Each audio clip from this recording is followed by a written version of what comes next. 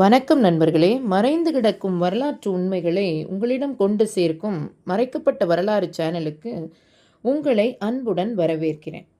இன்று உலகத்தை ஆட்சி செய்யும் சக்தி அமெரிக்கா. ஆனால் இந்த நாட்டை உருவாக்கிய ஒரு மனிதரின் கனவு, போராட்டம், தியாகம்தான் இன்று உலக வரலாற்றை மாற்றியது.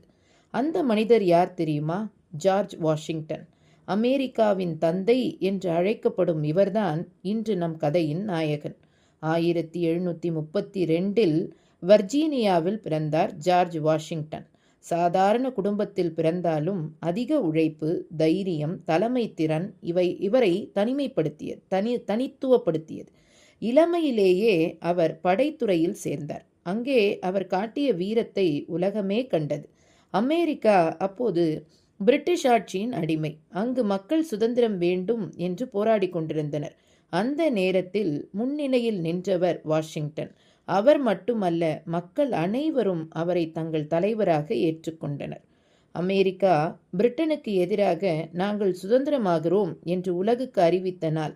ஆனால் அறிவிப்பது சுலபம், போராடுவதுதான் கடினம். அந்த போரை வெற்றி பெறச் செய்தது வாஷிங்டனின் துணிச்சலும் தன்னம்பிக்கையும் மாத்திரமே. போர் எளிதாக இல்லை.